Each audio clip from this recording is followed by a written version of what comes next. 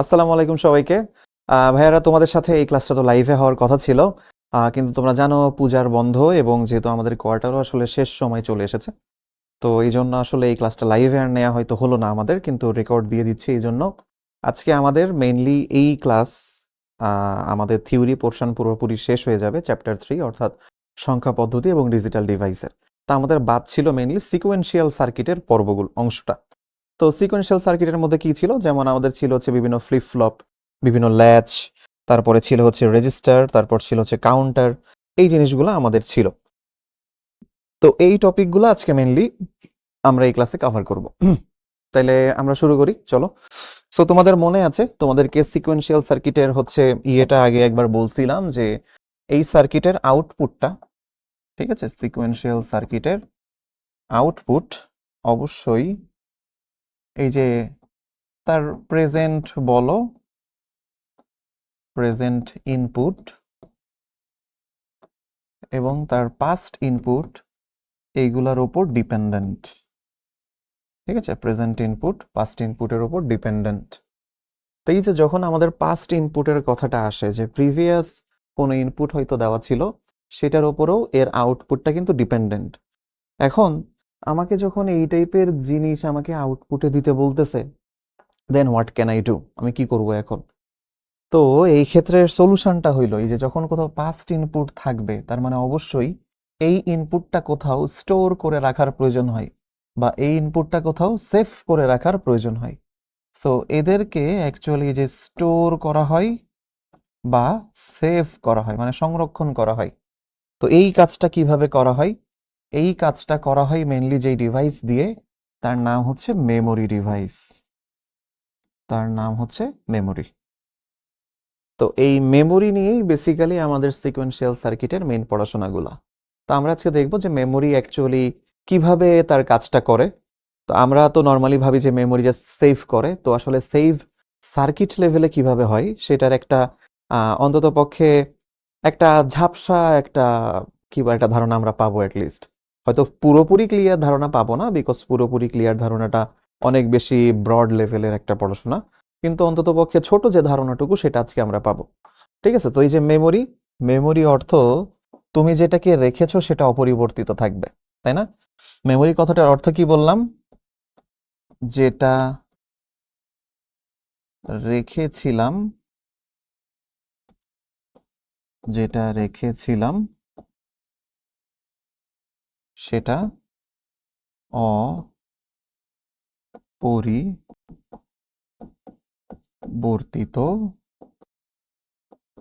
থাকবে। ওকে, এইটা হচ্ছে আমাদের মেমোরি রিলেটেড একটা খুব বেশি গুরুত্বপূর্ণ কথা, যে মেমোরি মানে হচ্ছে ওর ভেতর যেটা রাখছিলাম সেটা অ্যাকচুয়ালি আমার আনচেঞ্জড অবস্থায় থাকবে বা অপরিবর্তিত অবস্থায় থাকবে। সো এটাই হচ্ছে মেমোরির মেইন বৈশিষ্ট্য। তো এই জিনিসটা আজকে আমরা টেস্ট করে দেখতে পারবো যে আসলে এটা হয় কিনা। সো তোমাদেরকে প্রথম যেটা ইনফরমেশন দেওয়ার সেটা হচ্ছে আমাদের মেমোরি। মেমোরি যে জিনিসকে আমরা বলি, অ্যাকচুয়ালি মেমোরি তো অনেক বড় একটা ব্যাপার। যেমন ধরো মানবদেহ অনেক বড় একটা ব্যাপার, বাট মানবদেহের ক্ষুদ্রতম একককে বলে কোষ, তাই না? অনেক কোষের সমন্বয়ে মানবদেহ গঠিত। তেমনি মেমোরির ক্ষুদ্রতম একক আছে, ঠিক আছে? মেমোরির যে ক্ষুদ্রতম একক বলা হয়, মেমোরির যে ক্ষুদ্রতম একক তাকে আমরা বলি ফ্লিপ ফ্লপ। দেখছো কথাটা, ফ্লিপ ফ্লপ। এইটাকে বলে মেমোরির ক্ষুদ্রতম একক, ফ্লিপ ফ্লপ। তা আমরা শুরু করব অ্যাকচুয়ালি এই ফ্লিপ ফ্লপ নামক এই বস্তুটার পড়াশোনা দিয়ে, যে হোয়াট ইজ ফ্লিপ ফ্লপ। তো ফ্লিপ ফ্লপ জানার জন্য আমাদেরকে আরো কিছু প্রিভিয়াস জিনিস পড়তে হবে, যেমন ল্যাচ এবং ক্লক পালস, এই দুইটা আমরা শিখব। তো চলো আমরা ফ্লিপ ফ্লপ সম্পর্কে একটু জানা শুরু করি, আসো। প্রথম কথা বলেছে, ফ্লিপ ফ্লপ লজিক গেট দ্বারা তৈরি এক ধরনের ডিজিটাল বর্তনী, যা একটি বাইনারি বিট 0 বা 1 সংরক্ষণ করতে পারে। তাহলে আমরা শিওর হলাম ফ্লিপ ফ্লপ, একটা ফ্লিপ ফ্লপ 1 বিট বাইনারি সংরক্ষণ করতে পারে, বা একটা বাইনারি ডিজিট সংরক্ষণ করতে পারে। ঠিক আছে, তাহলে তোমাকে যদি বলে যে একটা ফ্লিপ ফ্লপ আছে, তাহলে সংরক্ষণ করবে কয় বিট বাইনারি? সে আসলে 1 বিট বাইনারি স্টোর করবে বা সংরক্ষণ করবে, তুমি যেটাই বলো সেটাই কারেক্ট। স্টোর করবে বা সংরক্ষণ করবে, ঠিক আছে, এটা প্রথম কথা। আচ্ছা, তাহলে আমরা এখান থেকে যদি বলি যে তাহলে যদি n সংখ্যক ফ্লিপ ফ্লপ থাকে তাহলে কি হবে, সে আসলে n বিট বাইনারি ডিজিট সংরক্ষণ করবে, এটা আমরা মনে রাখবো। আচ্ছা, এরপরে বলেছে ফ্লিপ ফ্লপের ইনপুটে কোনো ডেটা দিলে আউটপুটে তা অনির্দিষ্টকাল ধরে সংরক্ষিত থাকে। বিদ্যুৎ সরবরাহ বন্ধ না করলে অথবা ট্রিগার প্রদান না করলে ইনপুটের ডেটা সরিয়ে নিলেও আউটপুট অপরিবর্তিত থাকে। আউটপুট কি রকম থাকে? অপরিবর্তিত। তুমি বিদ্যুৎ সরবরাহ বন্ধ না করলে অথবা ট্রিগার প্রদান না করলে ইনপুটে যেটা দিছিলা ওইটা সরাই নিলেও আউটপুটে যেটা ছিল ওইটাই থাকে, ঠিক আছে। এই যে তোমাদের বললাম না, মেমোরির মেইন বৈশিষ্ট্য হচ্ছে যেটা রেখেছিলাম সেটা অপরিবর্তিত থাকবে। এই যে দেখো আমার আউটপুট সেই অপরিবর্তিত থাকবে। হ্যাঁ, এই যে ফ্লিপ ফ্লপের ডেটা ধারণ ক্ষমতার জন্য একে কম্পিউটারের মেমোরির মূল উপাদান বলা হয়। তাহলে এইটা গেল। এবার আসো, ফ্লিপ ফ্লপ মোটামুটি আমাদের 4 রকমের আছে, ঠিক আছে, 4 রকম। 1 number SR flip flop, SR flip flop. 2 number এটাকে আমরা বলি JK flip flop, JK flip flop. 3 number এটাকে আমরা বলি D ফ্লিপ ফ্লপ। 4 নাম্বার এটাকে আমরা বলি T ফ্লিপ ফ্লপ। ওকে, এই 4 রকম ফ্লিপ ফ্লপ আমাদের আছে। তো প্রথমে এই SR ফ্লিপ ফ্লপ, এটার মানে কি? এটা হচ্ছে সেট রিসেট ফ্লিপ ফ্লপ, ঠিক আছে। এই যে set reset flip flop actually, ঠিক আছে। এই SR এর ফুল মিনিং হচ্ছে সেট রিসেট, SR এর ফুল মিনিং হচ্ছে সেট রিসেট। আচ্ছা, এরপর হচ্ছে এই যে JK ফ্লিপ ফ্লপ। JK তে আসলে এই যে জ্যাক কিলবি, দুইজন মানুষের নাম অনুযায়ী এই ফ্লিপ ফ্লপটা দেওয়া হয়, জ্যাক কিলবি ফ্লিপ ফ্লপ, ঠিক আছে। এই যে JK এর ফুল ফর্ম হচ্ছে এটা। আচ্ছা, এরপর আসে D ফ্লিপ ফ্লপ।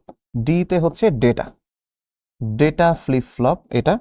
তো আমাদের এই D তে থাকে ডেটা, D ফর ডেটা। আচ্ছা, আর এই যে T flip flop, T means toggle, ঠিক আছে, টগল।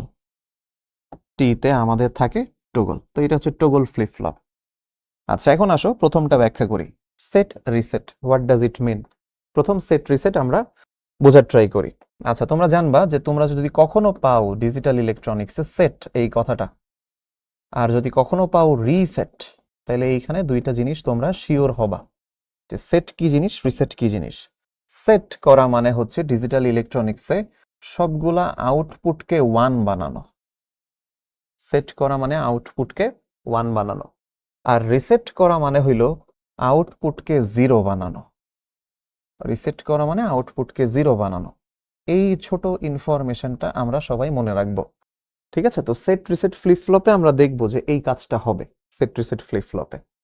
এরপরে জ্যাক কিলবি ফ্লিপ ফ্লপ, যেটা আসলে সেট রিসেট ফ্লিপ ফ্লপেরই একটা আপডেটেড ভার্সন বলা যায়। ডি ফ্লিপ ফ্লপও এটা আপডেটেড ভার্সন, টি ফ্লিপ ফ্লপও সেম, গোস ফর সেম। এখন জ্যাক কিলবি তো নাম, ডি তে ডেটা। এখন আসলে টগল, এই টগল কথাটার অর্থ কি? T for toggle. আচ্ছা, টগল মানে হচ্ছে, টগল করা মানে হচ্ছে অবস্থার বারবার পরিবর্তন ঘটানো, অবস্থার বারবার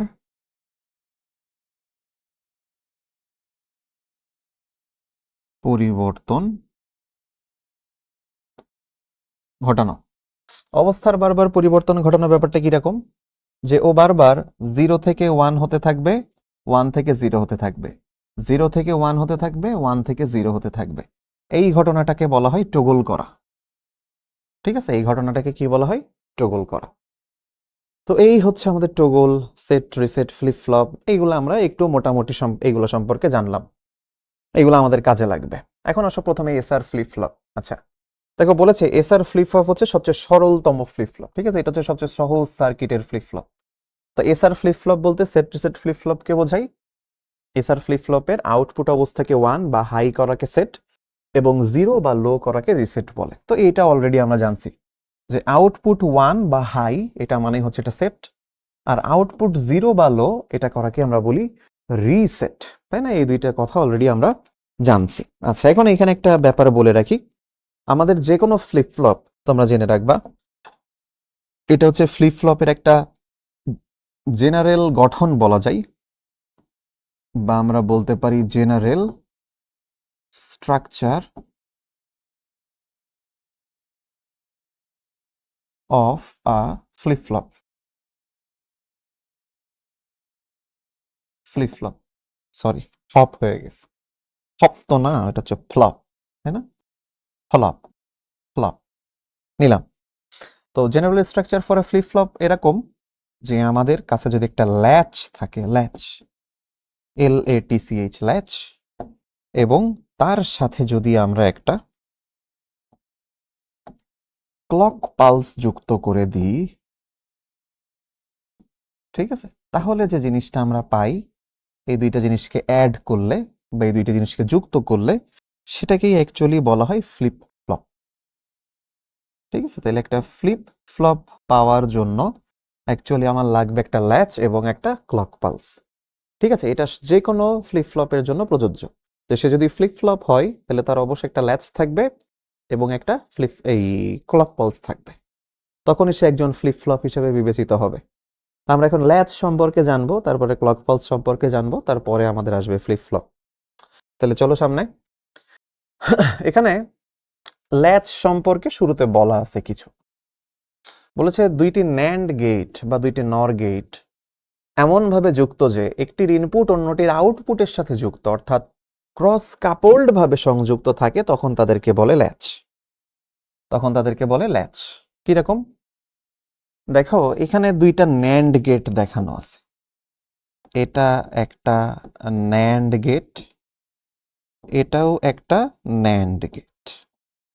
এই দুইটা ন্যান্ড গেট আমাকে বলেছে যে একটির ইনপুট অন্যটির আউটপুট, যেমন এই যে এই ন্যান্ড গেটটার ইনপুট ওই ন্যান্ড গেটের দেখো আউটপুটে যে যুক্ত হইছে, এই যে আউটপুটে যুক্ত হইছে, এইখানের ইনপুট ওইখানের আউটপুটে যে যুক্ত হইছে। আবার উল্টাটাও সেম, উল্টাটাই কি ঘটনা, উল্টাটাই হচ্ছে এই ন্যান্ড গেটের ইনপুট এই ন্যান্ড গেটের আউটপুটে যে যুক্ত হইছে, এবং তারা দেখো মাঝখানে একটা ক্রস ভাবে গেছে, তাই না? তারা মাঝখানে যে ক্রস ভাবে চলে গেছে, তো এই জিনিসটাকেই বলা হয় সার্কিটের ভাষায় ক্রস কাপলড ভাবে সংযুক্ত।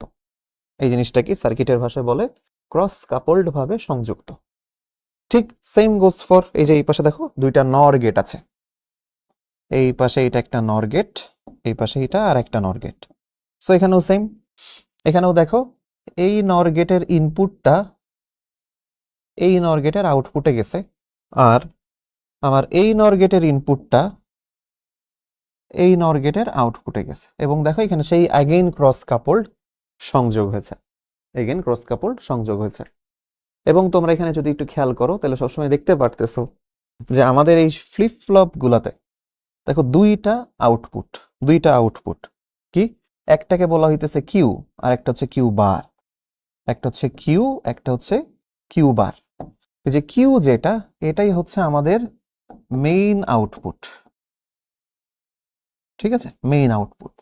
ঠিক এখানেও এই যে কিউ যেটা, এটা হইতেছে আমাদের মেইন আউটপুট, ঠিক আছে। কিউ বার হচ্ছে এখানে আমরা কিভাবে আনি, তো সেটাও আমরা দেখব যে এটা হচ্ছে আমার মেইন আউটপুট। তার মানে কিউ এর ভ্যালু যা আসবে, কিউ বার তার উল্টাটা, কিউ যদি 1 হয় কিউ বার 0 হবে, কিউ যদি 0 হয় কিউ বার 1 হবে। এটা আমাদের কাজে লাগে। আমরা দেখব যে এই আউটপুট, এই যে একটা বার নামক আর একটা আউটপুট আমরা জানি কেন আনি এবং সেটা আসলে কি কাজে লাগে। আমরা এই যে যখন পড়বো কি বলে এটাকে, আমাদের কাউন্টার আছে, কাউন্টারে গিয়েও আমরা দেখবো যে এইটার অ্যাপ্লিকেশনটা কোথায় অ্যাকচুয়ালি। সামনের দিকে যাই, এখানে আমাদের একটা নর ল্যাচের সার্কিট দেওয়া আছে এবং নর গেটের সত্যক সারণী দেওয়া, তারপরে নর ল্যাচের সত্যক সারণী দেওয়া। এই নর ল্যাচকে অ্যাকচুয়ালি এখন আমরা কি করব, অ্যানালিসিস করব। তো এখানে নর গেটের সত্যক সারণী যেটা অলরেডি আমরা জানি, তাই না? এখানে যে নর গেটের সত্যক সারণী দেওয়া, এটা হচ্ছে আমরা অলরেডি জানি নর গেটের সত্যক সারণী। তো নর গেটের সত্যক সারণী আমরা কিরকম বলি, আমরা বলি নর গেটের জন্য এই যে এইখানে এই যে a plus B whole bar, এইটা করলেই হচ্ছে আমরা যে জিনিসটা পাই সেটা হইতেছে আমাদের নর গেট। এটা করলে যেটা পাবো সেটা আমাদের নর গেট। এখন এই নর গেটের ক্ষেত্রে আসো যে এটা এখানে কিভাবে অ্যাকচুয়ালি কাজে লাগে। নর গেটের সত্যক সারণী জানি, নর ল্যাচের সত্যক সারণীর দিকে একটু তাকাই। তোমরা দেখো এখানে আমাদের প্রথম যেই পোর্শনটা রয়েছে, প্রথম যে অংশটা, এই যে এস এর ভ্যালু 0 এবং আর এর ভ্যালু 0, অর্থাৎ এস ও 0 আরও 0 হবে, তাইলে বলেছে কিউ এর মান অপরিবর্তিত থাকবে। কিউ এর মান কিরকম থাকবে? অপরিবর্তিত। এবং এই অপরিবর্তিত থাকার এই ব্যাপারটাকে অ্যাকচুয়ালি বলে মেমোরি স্টেট। তো এটা কেন মেমোরি স্টেট বলা হয় এটা আমরা একটু পরে এক্সপ্লেনেশনটা দেখব। আচ্ছা, এরপরে দেখো আমাদের আরো দুইটা আছে, 0 1 দিলে 0, 1 0 দিলে 1, এটা আসে। ঠিক আছে, এটাও আমরা দেখবো একটু পরে। আর 1 1 দিলে অনিশ্চিত।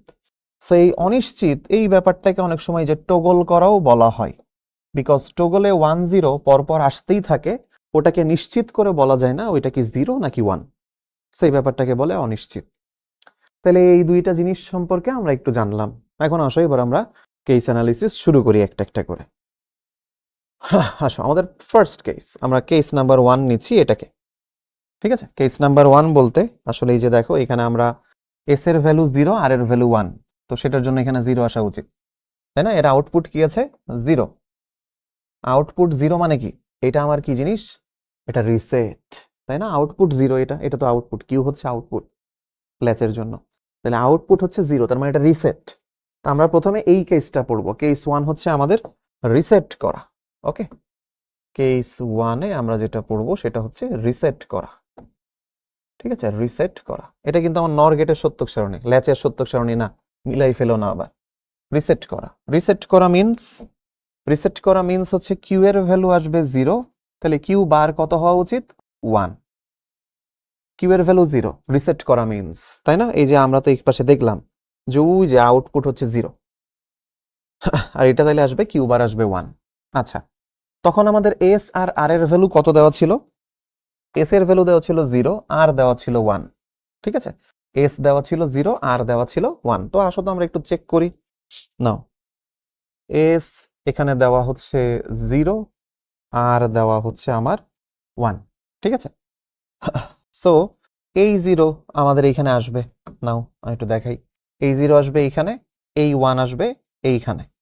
তো এই 0 আর 1 আসলো, এই 0টা অলরেডি এখানে এক্সিস্ট করতেছে, তাই না? এই যে এই 0টা অলরেডি এইখানে এক্সিস্ট করতেছে, তাহলে এইটা এইখানে এসে আমার হবে আর একটা 0, আর এই 1টা অলরেডি এখানে এক্সিস্ট করতেছে, এই 1টা আমার এখানে এসে হবে 1। তাইলে 0 আর 0 নর করলে কি পাওয়া যায়? 0 0 নর করলে পাওয়া যায় 1। তাইলে নাও আমরা 0 আর 0 এদেরকে যদি নর করি, মানে 0 প্লাস 0 বার সমান সমান আমরা পাবো 1। আচ্ছা, আর এখানে 1 আর 1 কে করলে কি পাওয়া যায়? 0। তাহলে দেখো এই যে 1 আর 1 এদেরকে যদি নর করি, তাহলে যে 1 প্লাস 1 এদের উপর বার, এটা সমান সমান 0। আচ্ছা, এই কথাটা উপরে লিখি। ঠিক আছে, এই যে 1 প্লাস 1 সমান সমান 0, এর উপর বার আর কি। হ্যাঁ, তখন এটা আসবে 0। হ্যাঁ, তাইলে যে দেখো এখান থেকে আমরা এই 1 নাম্বার কেসের একটা পোর্শন আমরা দেখলাম। এখন আসো এই 1 নাম্বার কেসে মেমোরি কিভাবে হয় এইটা এবার আমরা চেক করব। মেমোরি কিভাবে নেই দেখো, এখন আমি বুঝতেছি, আমার শিওর হলাম যে আমার এইখানে কিউতে আমার এখন আছে 0, কিউ বারে আছে 1, তাই না? বর্তমানে এই যে আমি লেটেস্ট যেটা পেলাম, এই যে আমার কিউতে আছে 0, কিউ বারে আছে 1, এটা হচ্ছে আমার লেটেস্ট ভ্যালু। আচ্ছা, ভালো কথা। তো আমি প্রিভিয়াস ভ্যালুটা আপাতত এখান থেকে সরাই রাখলাম, এটা হচ্ছে লেটেস্ট ভ্যালু। এখন দেখো আমার মেমোরিতে বলেছে, মেমোরি বা অপরিবর্তিত, এসও 0 আরও 0। তাহলে আসো তো দেখি যে S0 আর R0 করলে কিউ কি আসলেই অপরিবর্তিত থাকে কিনা। আসো দেখি আমরা একটু করি। ধরো এবার এখানে আমরা এস বসাবো 0, এই এস এর ভ্যালু আমি এখানে এইবার বসাচ্ছি 0। না, এইবার এস এর ভ্যালু আমি দিচ্ছি 0, এবং আর এর ভ্যালুও দিচ্ছি আমি 0। না, এখানেও দিচ্ছি 0। সো আমার এই 0 এখানে আসলো, নো প্রবলেম, আমি এখানে 0 নিলাম। তাহলে এখানে আসলো 0, আর এই 0 অলরেডি এখানে রয়েছে, ঠিক আছে। আচ্ছা, আর আমার এইখানে তো 0 ছিল, এখানে ছিল 0, ওকে, আর এখানে ছিল 1, এখানে 1 অলরেডি চলে আসছে, কিন্তু এখানে এবার আমাদের ছিল 0, সো এখানে আর 1 আসবে না, এখানেও আমার এবার আসবে কত, 0। তো 0 আর 1 নর করলে কত হয়, এই যে 0 আর 1 নর করলে 0। তাহলে দেখো আমার 0 আর 1 নর করলে বর্তমান ভ্যালু আসা উচিত 0, 0 আর 0 নর করলে বর্তমান ভ্যালু আসা উচিত 1। এইবার একটু মিলাও তো ভাইয়েরা, এটা ছিল আমাদের পূর্বের আউটপুট, পূর্বের আউটপুট, আর এইটা হইতেছে আমাদের বর্তমান আউটপুট, বর্তমান আউটপুট। তাহলে দেখো যখনই এস আর আর দুইটাও 0 0 করলাম, আমার পূর্বের আউটপুট আর বর্তমান আউটপুট সেম থাকছে, তার মানে তারা অপরিবর্তিত থাকছে। So this is called the memory state, যে তুমি এস আর আর 0 0 করে ফেললেও সেখানে তোমার পূর্বের আউটপুটটা সংরক্ষিত থাকতেছে, পূর্বের আউটপুট ওখান থেকে সরে যাচ্ছে না, পূর্বের আউটপুট ওখান থেকে সরে যাচ্ছে না।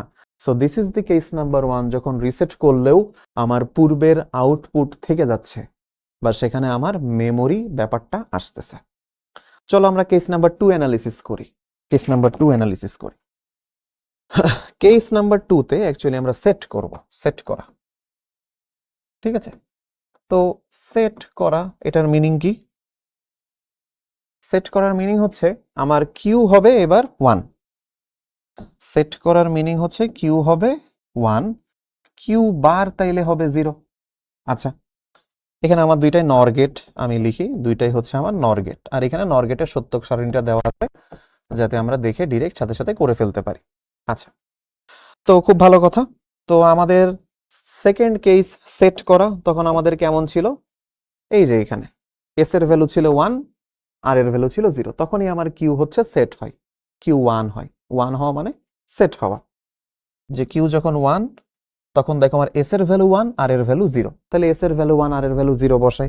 আসো কেস নাম্বার 2 তে আমরা এস এর ভ্যালু বসাই 1 আর এর ভ্যালু বসাই 0। আচ্ছা, তো এস এর ভ্যালু 1 থাকার অর্থ হইল এই জায়গাতে আমার আসবে 1, এই যে এই জায়গাতে আমার 1ই আসবে, আর এইখানে ছিল 1, দেখো এই 1টা তো আমার এইখানে আছে, সো এই 1টা এই পদ দিয়ে এখানেও আসবে 1 হিসাবে। আচ্ছা, তারপর এখানে হচ্ছে 0, তার মানে এখানেও আমি পাবো 0 কে, আর এইটা তো 0 ছিলই, এই যে এই জায়গা 0 ছিলই, এইটা এখানে এসেও আমি 0 পাবো। তাহলে 1 আর 1 এদেরকে নর করলে কত হয়, 1 আর 1 নর করলে হয় 0। তাহলে আমি এখানে বুঝতেছি যে আমি 1 প্লাস 1 এইটা নর করলে পাবো 0, আর এখানে 0 প্লাস 0 নর করলে পাবো 1, এই যে সত্যক সারণীতেও সেটা দেওয়া। তাহলে আমার বর্তমান আউটপুট হচ্ছে 1 আর 0, ঠিক আছে। এটাকে আমি এই যে লাল কালি দিয়ে সাপোজ মার্ক করে রাখতেছি, এটা হচ্ছে আমার বর্তমান আউটপুট। তা আমি হচ্ছে এই যে এইগুলা মুছে দিলাম, না আপাতত মুছে দিলাম। এইবার আমি চাইতেছি যে এখানেও কি আমার সেই কি বলে ওই জিনিসটাকে মেমোরির ব্যাপারটা খাটে কিনা, এখানেও আমার মেমোরির ব্যাপারটা খাটে কিনা। সো মেমোরির জন্য কি করতে হবে, এস এবং আর দুইজনকেই 0 0 করে দিতে হবে। তাহলে চলো আমরা এস এবং আর দুইজনকেই 0 0 করে দিই, আমি এগুলো মুছে নিলাম। তাহলে এবার এস এবং আর দুইজনকেই 0 0 করে দিব, তাহলে এসও 0 আরও 0, তাহলে এখানে 0 পাঠাও, এখানে 0 আসবে, এখানেও 0 আসবে, তাই না, নর গেটের জন্য। আচ্ছা, আর এইখানে দেখো এই জায়গাটাতে 1, এই যে 0 ছিল, এই জায়গাটার কত ছিল 0, তাহলে এইটা চলে আসবে আমার এইখানে, তাহলে এখানেও পেলাম 0। আচ্ছা, এখানে ছিল 1, সো এইটা চলে যাবে আমার এইখানে, এখানে চলে আসবে 1। আচ্ছা, এইবার দেখো, তাহলে আমি বর্তমান আউটপুটকে লিখছি, বর্তমান আউটপুট 0 আর 1 নর করলে কত হয়, 0 আর 1 নর করলে হয় 0, তাহলে এখানে আসবে 0, এটা হচ্ছে বর্তমান আউটপুট। আর 0 আর 0 কে নর করলে কত হয়, 0 আর 0 কে নর করলে হয় 1, এটা হচ্ছে বর্তমান আউটপুট। তুমি আবারও দেখো, হ্যাঁ, কত ইন্টারেস্টিংলি তার প্রিভিয়াস আউটপুট আর বর্তমান আউটপুট সেম থাকছে, তার প্রিভিয়াস আউটপুট বর্তমান আউটপুট সেম থাকছে। সো এইটা হচ্ছে তার মেমোরি, সেট করার মাধ্যমে এটা হচ্ছে তার মেমোরি করা, যে এইখানে এই জিনিসটা সেভ থাকে বা মেমোরি থাকে, তার প্রিভিয়াস আউটপুট যেটা সেটা স্টোর থাকে বা অপরিবর্তিত থাকে। এইটা হইতেছে ল্যাচের কাজ, এইটাই হচ্ছে আমার সেই ল্যাচের কাজ, ঠিক আছে। সো এইভাবে দিয়ে আসলে আমরা এই যে আমাদের নর ল্যাচের সত্যক সারণীটা আমরা একটু যাচাই করলাম। এরপরে এখানে হুবহু সেম ওয়েতে একটা ন্যান্ড ল্যাচ দেওয়া আছে, সো ন্যান্ড ল্যাচের জন্যও দেখো ন্যান্ড গেটের সত্যক সারণী, এটা ন্যান্ড ল্যাচের সত্যক সারণী। ন্যান্ড ল্যাচে কিন্তু ঘটনাটা ঘটে উল্টা। ন্যান্ড ল্যাচে তুমি 0 0 দিলে সেটা হয়ে যাবে অনিশ্চিত, মানে এটা হয়ে যাবে টগল। 1 1 দিলে তখন হয়ে যাবে মেমোরি বা অপরিবর্তিত।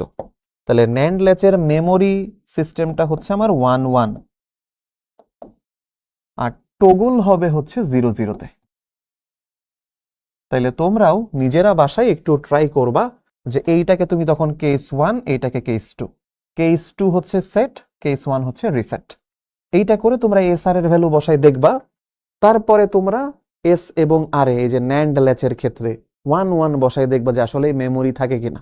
এই যে আমি আগের যে দুইটা কেস যেভাবে অ্যানালিসিস করলাম, তুমি সেই ওয়েতে অ্যানালিসিস করবা ন্যান্ড ল্যাচ দিয়ে।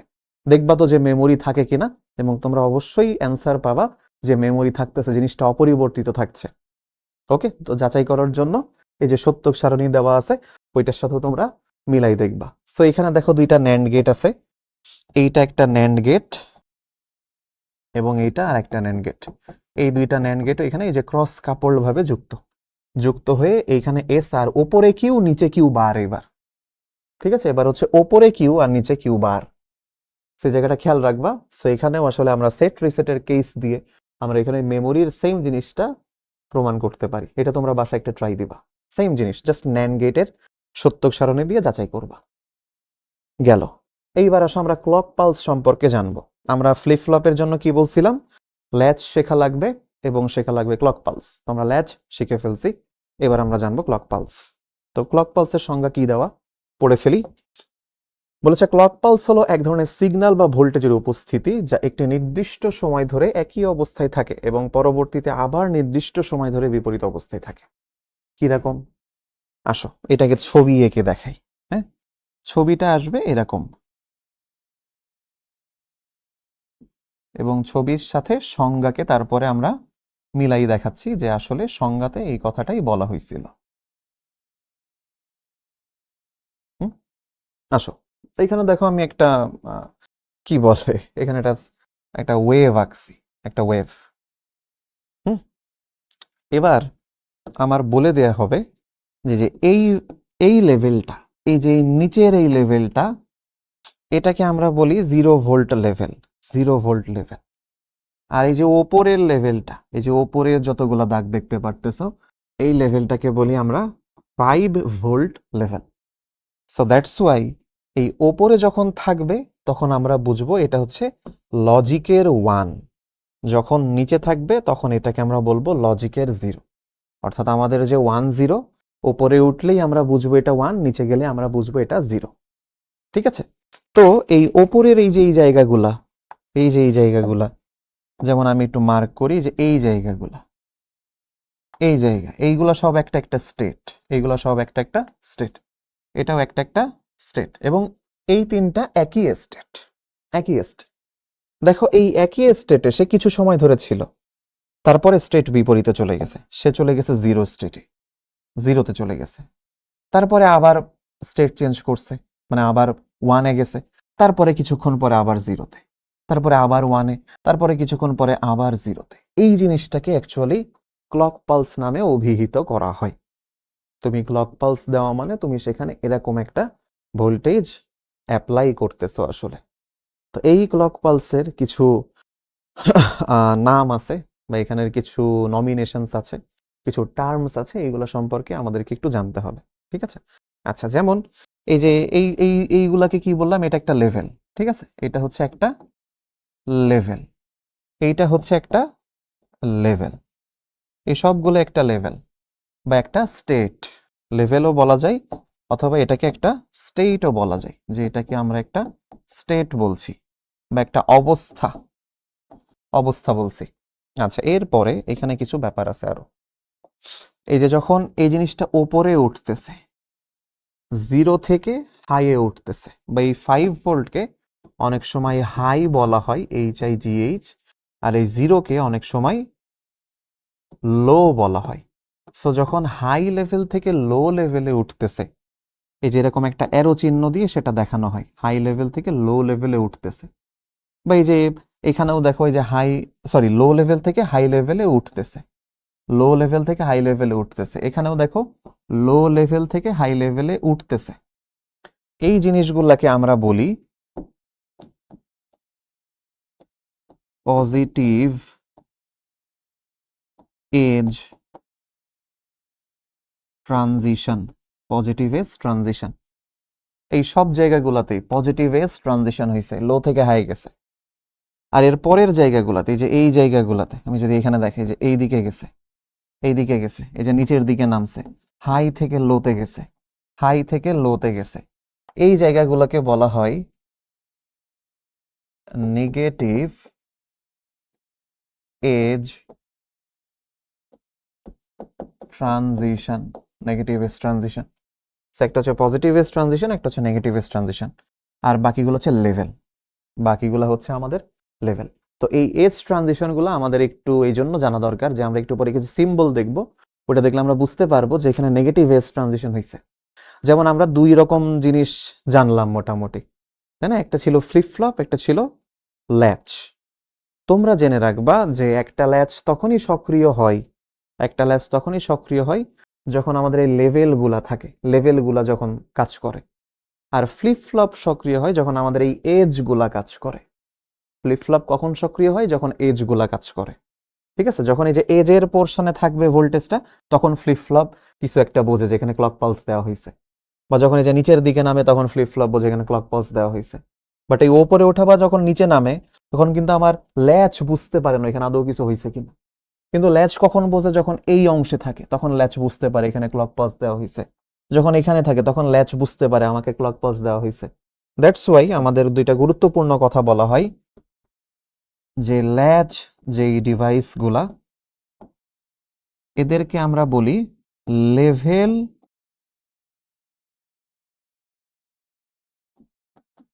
ট্রিগার্ড। লেভেল ট্রিগার্ড, লেভেল দ্বারা ট্রিগার্ড হয়। আর আমাদের ফ্লিপ ফ্লপ যেটা আছে, ফ্লিপ ফ্লপ যেগুলো আছে এদেরকে বলা হয় এজ ট্রিগার্ড,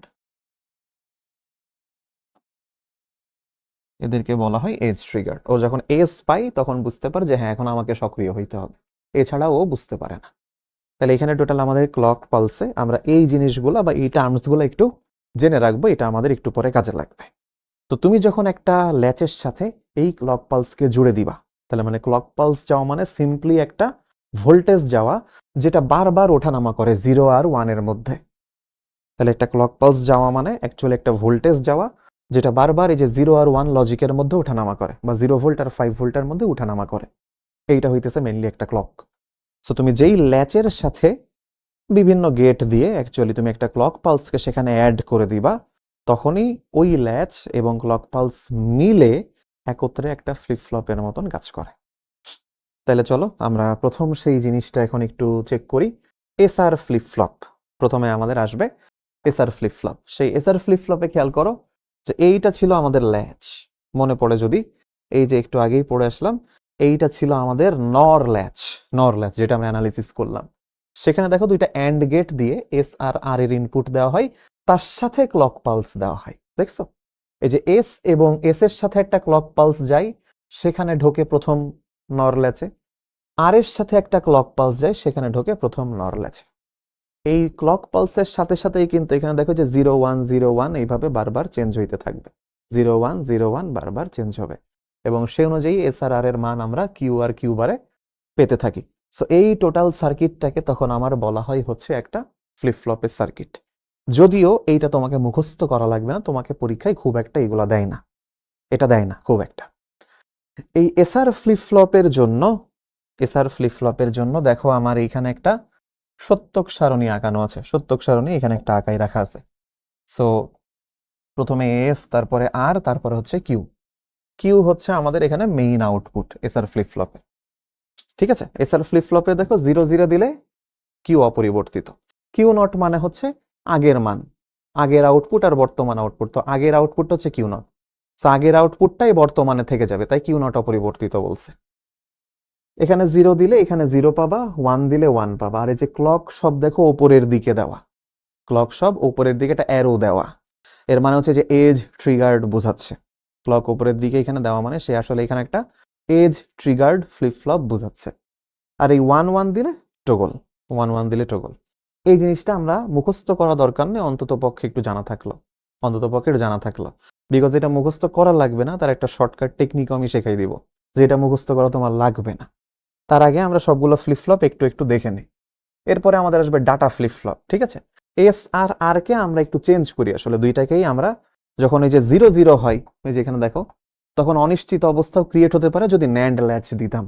ন্যান্ড ল্যাচ দিলে ওই অবস্থা ক্রিয়েট হয়, তখন ওইটাকে দূর করার জন্যই একটাতে ইনভার্টার বসানো হয়, ঠিক আছে। যদি এস 0 হয়, আর এর সাথে ইনভার্টার বসাই দেওয়া হয়, তাহলে আর এমনিতেই 1 হয়ে যাবে যদি এস 0 হয়, ঠিক আছে। ঘটনাটা ঘটে এরকম যে এটাকে যদি আমি এস বলি, তাহলে এস এ ধরো আমি এখানে 0 দিলাম, তাহলে এইখানে আমি একটা ইনভার্টার বসাইনি, তাহলে এইখানে 0 থাকলেও পরেরটাই হয়ে যায় 1, এবং এটাকে তখন আমরা বলি আর, ঠিক আছে। সো এই দুইটাকে একত্রে তখন এই যে ডাটা, জাস্ট ডাটা নাম দেওয়া হয়, জাস্ট ডি নামে একটা ইনপুট চাই।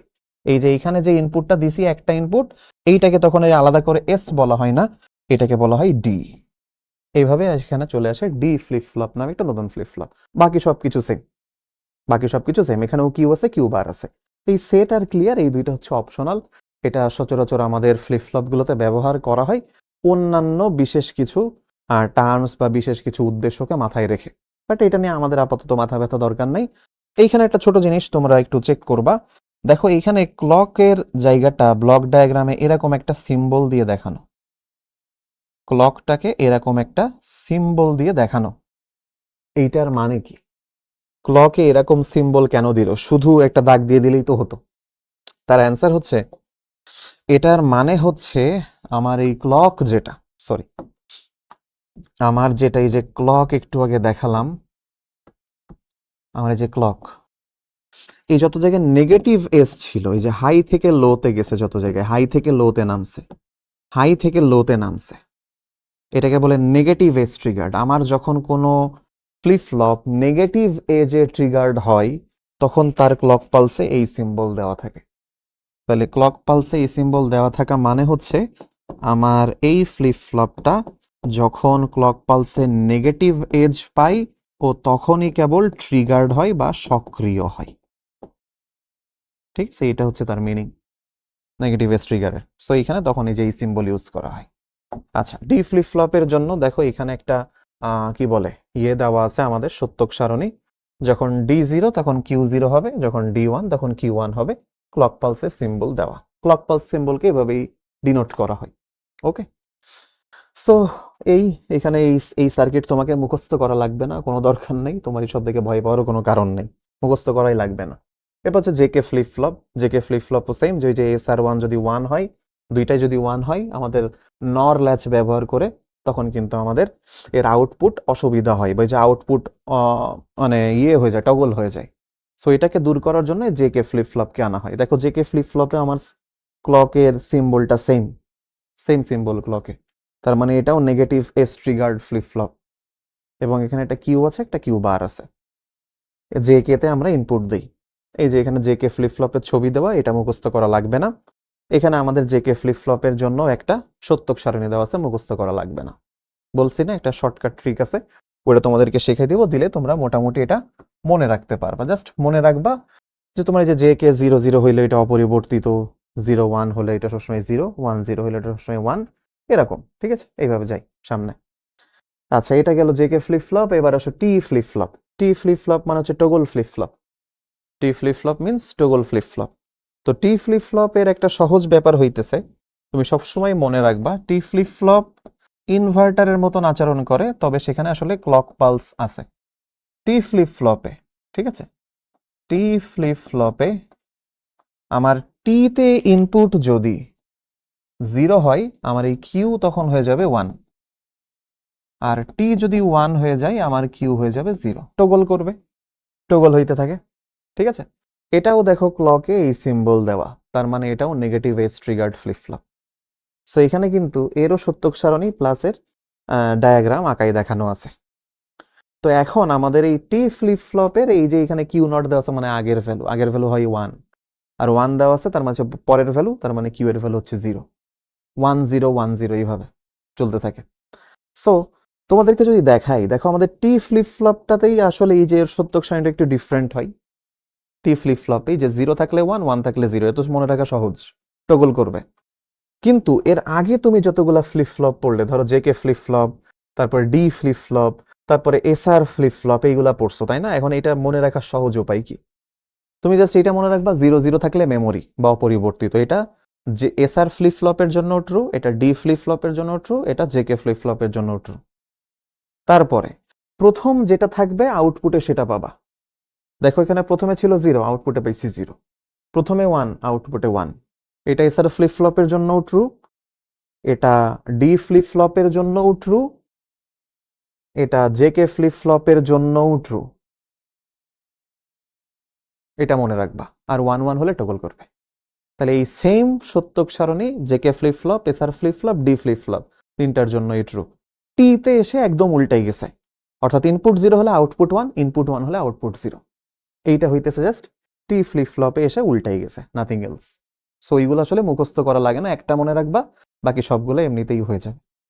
সো এই ছিল মোটামুটি আসলে আমাদের ফ্লিপ ফ্লপের পোর্শন। এখন হচ্ছে আমাদের রেজিস্টার। রেজিস্টারের এখানে দেখো আমরা এতক্ষণ ফ্লিপ ফ্লপের যেটুকু পড়লাম, তো রেজিস্টার হচ্ছে আসলে অনেকগুলা ফ্লিপ ফ্লপের সমষ্টি। ঠিক আছে, রেজিস্টার হচ্ছে অনেকগুলা ফ্লিপ ফ্লপের সমষ্টি। তো আমাদের এই যে বলেছে রেজিস্টার হলো কিছু ফ্লিপ ফ্লপের তৈরি একটি ডিজিটাল বর্তনী, যা সীমিত সংখ্যক বাইনারি ডেটা ধারণ করে রাখতে পারে। এন বিট রেজিস্টারে এন সংখ্যক ফ্লিপ ফ্লপ থাকে এবং এটা এন বিটের যে কোনো বাইনারি তথ্য ধারণ করতে পারে। সো আমাদের নর্মালি যেটা হয়, আমাদের থাকে হচ্ছে ধরো 8 বিট রেজিস্টার, এরকম থাকে 8 বিট রেজিস্টার হয়। তারপর আমাদের 16 বিট রেজিস্টার হয়, 32 বিট রেজিস্টার হয়, 64 বিট রেজিস্টার হয়, এরকম। তো এর ভেতর আসলে অল্প সংখ্যক বাইনারি ডেটা ধারণ করা সম্ভব। এখন 8 বিট রেজিস্টার মানে হচ্ছে এ 8টা বিট ধারণ করতে পারবে এর মধ্যে। তো তার মানে এইখানে অবশ্যই আমার 8টা ফ্লিপ ফ্লপ আছে, এইটা আমরা শিওর হব যে এর মধ্যে আমার ফ্লিপ ফ্লপ আছে 8টা। ঠিক তেমনি এইখানে আছে 16টা, সরি, এখানে যেহেতু 16 বিট রেজিস্টার, এখানে 16টা ফ্লিপ ফ্লপ আছে। এটা 32 বিট রেজিস্টার, তার মানে এখানে 32টা ফ্লিপ ফ্লপ আছে। এটা যেহেতু 64 বিট রেজিস্টার, এখানে অবশ্যই 64টা ফ্লিপ ফ্লপ আছে। এই জিনিসটা আমরা বুঝি জাস্ট, ঠিক আছে? তাহলে মানে মেমোরি হচ্ছে ছোট ভার্সন, ফ্লিপ ফ্লপ তার থেকে আরেকটু বড় ভার্সন। যে ফ্লিপ ফ্লপও হচ্ছে একটা মেমোরি, কিন্তু সেটা অনেক, সরি, রেজিস্টারও হচ্ছে একটা মেমোরি যেটা অনেকগুলা ফ্লিপ ফ্লপের সমষ্টি অ্যাকচুয়ালি। তো এরপরে আমাদের এখানে রেজিস্টারের কিছু কথা বলা আছে যে সরল ও সাধারণ রেজিস্টারগুলো শুধুমাত্র ফ্লিপ ফ্লপ সার্কিট দ্বারাই গঠিত হয়, ক্লক পালস দ্বারা পরিচালিত হয়, কিন্তু কম্বিনেশনাল গেট ছাড়াও রেজিস্টার গঠন সম্ভব। তো এইগুলো আমরা জাস্ট একটু জানলাম এক্সট্রা ইনফরমেশন হিসাবে। এরপরে রেজিস্টারে ব্যবহার দেওয়া বলেছে, মেমোরি ডিভাইসে ক্যাশ মেমোরি হিসেবে আমাদের রেজিস্টার ব্যবহার করা হয়। তো ক্যাশ মেমোরি হচ্ছে শর্ট টাইম কোনো কিছু সংরক্ষণ করার জন্য এই ক্যাশ মেমোরি আমরা ব্যবহার করি। এর বানান হচ্ছে CACHE, ক্যাশ, MEMORY।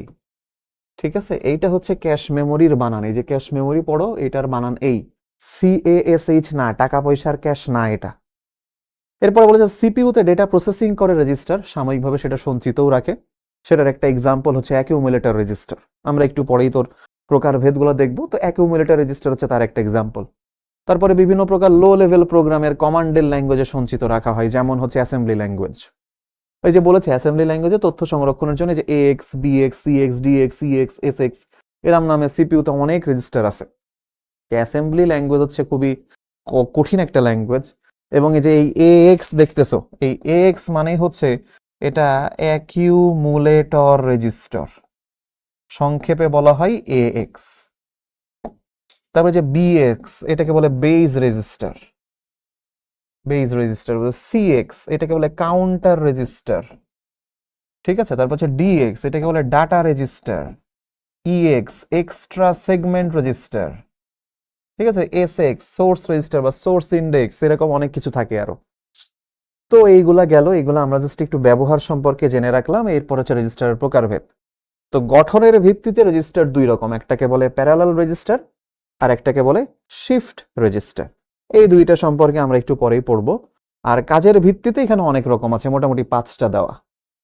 একটাকে বলে অ্যাকিউমুলেটর রেজিস্টার, একটা মেমোরি অ্যাড্রেস রেজিস্টার, একটা ইনস্ট্রাকশন রেজিস্টার, তারপরে থাকে ইনপুট আউটপুট রেজিস্টার বা আইও রেজিস্টার বলে, তারপরে প্রোগ্রাম কাউন্টার রেজিস্টার বা যেটাকে সিএক্স বলছিলাম একটু আগে। ঠিক আছে, সো যেমন এই যে এইটারে হচ্ছে এএক্স, একটু আগেই পড়লাম, এটাকে বলে সিএক্স। হ্যাঁ, এটাকে বলে আইও রেজিস্টার বা আইও রেজ, এরকম বলে এইগুলাকে। তো এইগুলা সম্পর্কে আসলে আমাদের বইতে খুব বেশি নাই, অ্যান্ড খুব বেশি থাকার কথাও না, বিকজ এগুলো অনেক জটিল জিনিসপত্র। এত বেশি জটিলতাও আসলে আমাদের পড়ার কিছু নাই, কিন্তু অন্তত জানা থাকলো আমাদের যে গঠনের ভিত্তিতে 2 রকম, কাজের ভিত্তিতে 5 রকম, আর রেজিস্টার মেনলি 2 ভাবে এই প্রকারভেদ আমরা দেখাই। দেখুন চলো, প্রথমে আমরা যাব বাফার বা প্যারালাল লোড রেজিস্টার। বলেছে প্যারালাল লোড রেজিস্টার হলো এমন এক ধরনের রেজিস্টার যেখানে একটি কমন পালস সিস্টেম থাকে। এইটা হচ্ছে প্রধান কথা। প্যারালাল লোড রেজিস্টারে একটা কমন পালস সিস্টেম থাকবে, তার মানে হইল একটা ক্লক পালসই সবগুলা ফ্লিপ ফ্লপের মধ্যে যাবে। রেজিস্টার কি অনেকগুলো ফ্লিপ ফ্লপ দিয়ে তৈরি না? সো এই সবগুলা ফ্লিপ ফ্লপকে চালাতে কোনো আলাদা ক্লক পালস দরকার নেই, একটা ক্লক পালসই সব ফ্লিপ ফ্লপে যাবে। এটা হচ্ছে প্যারালাল লোড রেজিস্টারের একটা ধর্ম বা একটা গুরুত্বপূর্ণ বৈশিষ্ট্য। অ্যাকচুয়ালি দেখো ভাইয়া, এখন থেকে যা যা পড়াবো এর পরে অনওয়ার্ড, বা যা যা পড়াইতেছি, এই জায়গাগুলো থেকে মোটামুটি সিকিউ আসে না কখনো। এমসিকিউ আসে, তাও খুবই কম সংখ্যক এবং রেয়ার, খুব বেশি যে আসে তা না। সো এই জায়গাগুলো তুমি যদি ধরো ওরকম যে খুব ভয়ঙ্কর, মানে খুব বুঝে বুঝে পড়তে হবে, ব্যাপারগুলো এরকম না। তুমি অন্তত পক্ষে জানা থাকলো, তুমি সেই মন মানসিকতা নিয়ে আসলে এখানে পড়বা। ঠিক আছে, তুমি এখানে পণ্ডিত হয়ে যাবা একদম, এরকম হওয়া দরকার নেই এখানে, কারণ আমাদের সিলেবাসেও আসলে এত ফাস্টলি এসব দেওয়া নেই। তোমাকে এখানে ঠিক আমি যতটুকু পড়াই দিচ্ছি, তুমি এতটুকুও যদি জানো, enough for your exams, enough for your exams. তোমার এর বাইরে যে খুব বেশি জিনিসপত্র পড়া লাগবে না, এটা আমি তোমাকে মেক শিওর করছি। সো তুমি সেই মন মানসিকতা বা সেই টেন্ডেন্সি নিয়ে এই ক্লাসটা দেখো। তুমি এমন ভাইবো না যে তোমার এখানে মাস্টার হইতে হবে এই সব জিনিসের উপরও। ঠিক আছে, তোমাকে প্যারালাল লোড রেজিস্টার একদম সার্কিট সহ, কম্বিনেশন সহ, তার ইনপুট আউটপুটের ডায়াগ্রাম বা ইনপুট আউটপুটের সিকোয়েন্সিং, তারপরে সত্যক সারণী, সব দেখতে হবে? নেভার, কিছুই দরকার নেই, এর এত বেশি আমাদের অপ্রয়োজনীয়, প্রয়োজনও না এত বেশি। এরপরে বলেছে যে কমন পালসের যে কোনো একটি টার্মিনাল পালস পাবার সাথে সাথে সবগুলো রেজিস্টার সক্রিয় হয় এবং তথ্য ধারণ করে। এটি 4 বিট বাইনারি তথ্য সংরক্ষণ করতে পারে, প্যারালাল লোড রেজিস্টার। তো এইটা সম্পর্কে আমরা জানলাম। এরপরে হচ্ছে এই যে এখানে হচ্ছে একটা প্যারালাল লোড রেজিস্টারের জন্য একটা ছোট একটা ডায়াগ্রাম দেওয়া, যেখানে দেখো এই যে ক্লক পালস, এই যে ক্লক, এই ক্লকটা দেখো এই যে এইখানেও গেছে নেগেটিভ এজের জন্য এরকম সিম্বল, এখানেও গেছে, মানে এই ফ্লিপ ফ্লপেও গেছে, এখানে এই ফ্লিপ ফ্লপেও গেছে, এখানে এই ফ্লিপ ফ্লপেও গেছে। দেখো এখানে 4টা flip flop, and that's why বলা হয় যে আসলে প্যারালাল লোড রেজিস্টার এখানে 4 বিট বাইনারি তথ্য ধারণ করে আসলে, যেহেতু এটা 4টা ফ্লিপ ফ্লপ দিয়ে গঠিত। ঠিক আছে, এবং এগুলো দেখো সব ডি ফ্লিপ ফ্লপ, এগুলো সব কি flip flop? D flip flop. আচ্ছা, এরপরে আমাদের আছে বাফার বা প্যারালাল লোড রেজিস্টারের আরেকটা। এখানে বলেছে যে সাধারণত অসমান গতির যন্ত্রাংশের মধ্যে ডাটা আদান প্রদান করা হয়। সিপিইউ তথা কেন্দ্রীয় প্রক্রিয়াকরণ ইউনিট ইনপুট আউটপুট ডিভাইসের মধ্যে ইনপুট বাফার বা আউটপুট ডিভাইস ও সিপিইউ এর মধ্যে আউটপুট বাফার হিসাবে ব্যবহার হয়। এটা একটা মজার একটা জায়গা। ঠিক আছে, আমরা কোথায় আসলে এই রেজিস্টারটাকে অ্যাকচুয়ালি ইউজ করি, এইটা হচ্ছে তার একটা এক্সাম্পল। দেখো আমাদের সিপিইউ এর ভেতরে যে প্রসেসর দেওয়া অ্যাকচুয়ালি, বা এই যে সিপিইউ আমরা বলতে যাকে বুঝি, এই মোটা বক্সটা বুঝো না কম্পিউটারের, ওর মধ্যে একটা ছোট জিনিস আছে যার নাম সিপিইউ। ওই যে আমরা বলি ইন্টেলের কোরাই 7, কোরাই 5, এইগুলো হচ্ছে সিপিইউ এর নাম। তো এই সিপিইউ বা সেন্ট্রাল প্রসেসিং ইউনিটটা অ্যাকচুয়ালি খুবই ফাস্ট, খুবই ফাস্ট। কিন্তু ধরো আমার মাউস বা আমার কিবোর্ড বা আমার মনিটর, এইগুলো এত ফাস্ট না ক্ষেত্র বিশেষে যে ও যত ফাস্ট, এ এত বেশি ফাস্টও না ইভেন। তো ঘটনা তাইলে কি ঘটে? দেখা যাচ্ছে আমার সিপিইউ যে, আমি বলে দিচ্ছি, এইটা হচ্ছে আমার সিপিইউ। এ মনে করো যে 1 সেকেন্ডে, আমি বললাম এ 1 সেকেন্ডে 100 বিট নিতে পারে। ঠিক আছে, 100 বিট নিতে পারে। আচ্ছা, আর আমি বললাম আমার এই পাশে আছে হচ্ছে ধরো আমার কিবোর্ড, ঠিক আছে, এখানে আমার কিবোর্ডটা আছে, হয়তো এখানে আমার কিবোর্ডটা আছে, তা আমার কিবোর্ড হয়তো 1 সেকেন্ডে দিতে পারে 10 বিট, সাপোজ 10 বিট। ও 1 সেকেন্ডে নিতে পারে 100 বিট, এই 1 সেকেন্ডে দিতে পারে 10 বিট। তাহলে ঘটনা হচ্ছে এ যখন 10 বিট দেবে, দুইজনেই তো 1 সেকেন্ড পার করে ফেলবে। ও তো ভাববে আমার কাছে 100 বিট চলে আসছে, এখন ও কি তাই ভেবে বসে থাকবে? না। তার মানে ও কি 10 বিট নিয়ে বলবে যে আরো 90 বিট দাও, আরো 90 বিট দাও? এরকম ঘটনা ঘটে না। তাহলে দেখা যাচ্ছে যে এর যে স্পিড আর এর স্পিড সেম না, দুইজনের স্পিড সেম না। এই যে দুইজনের স্পিড সেম না, এরা অসমান গতির যন্ত্রাংশ, সেইভাবে বলা হয়েছে।